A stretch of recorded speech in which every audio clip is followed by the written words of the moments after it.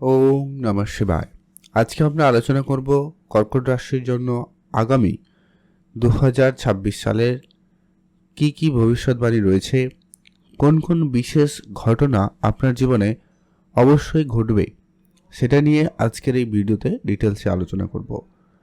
একবারে আপনাদের জীবনে ঘটবে। কোন কোন ক্ষেত্রে কেমন কি গ্রহের প্রভাব থাকবে, কোন গ্রহের কি গোচর পরিবর্তনের প্রভাব থাকবে, সেই সমস্ত বিষয় আজকের এই ভিডিওতে আপনাদের সাথে আলোচনা করব।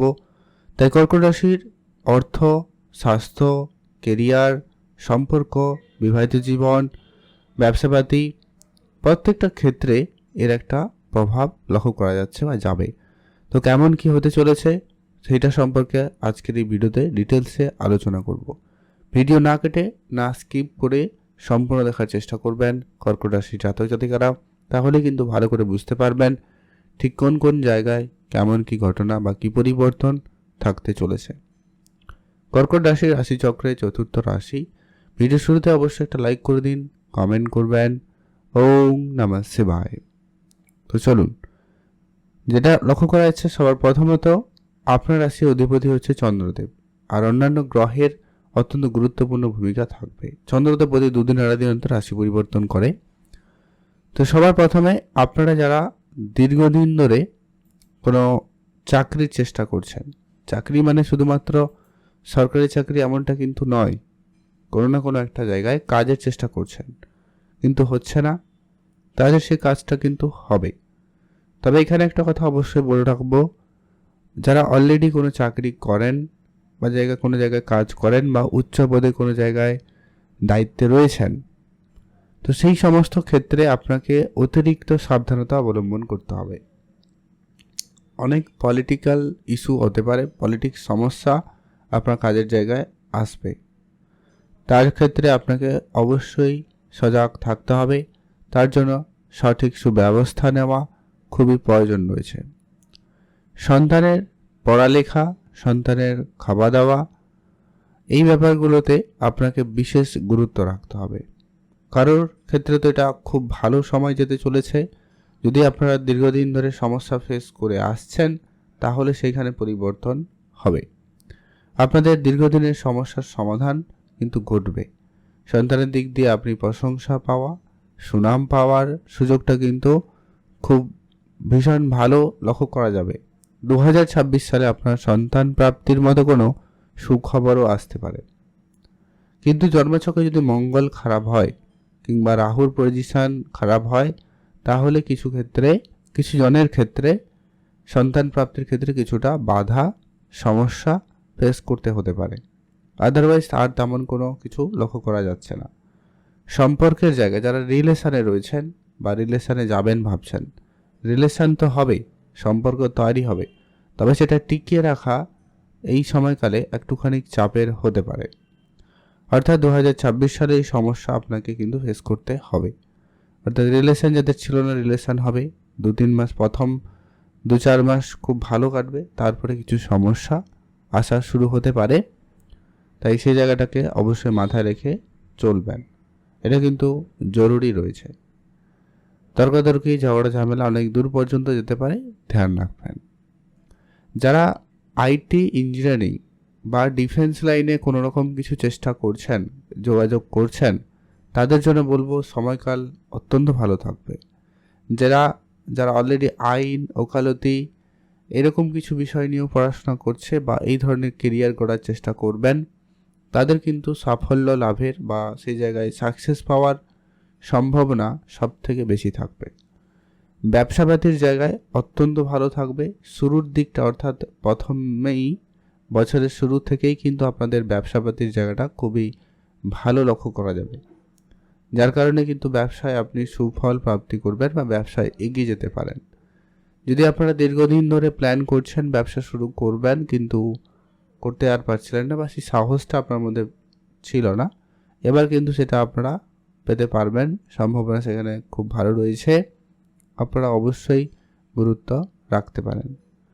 আর অবশ্যই খাওয়া দাওয়া একটু বুঝে চলবেন, তাহলে কিন্তু খুব ভালো হয়।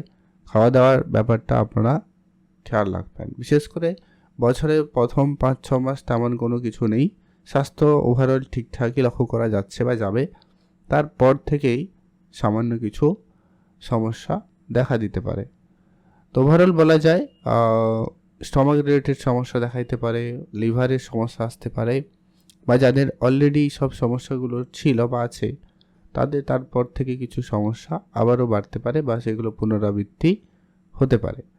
তাই আপনাকে বলবো অবশ্যই ধ্যান রাখুন, সতর্ক থাকুন, তাহলে কিন্তু ভালো হয়। আপনার অবশ্যই একটু বুঝে চলতে পারলে সেটা কিন্তু জরুরি বা ভালো হওয়ার সম্ভাবনা থাকবে। যিনারা অনেক দিন ধরে ব্যবসা শুরু করবেন প্ল্যান করছেন, শুরু করুন। আর আপনাদের অবশ্যই বলবো শনিদেবের গুরুত্বপূর্ণ প্রভাব কিন্তু আপনার জীবনকে প্রভাবিত করছে কিংবা করবে।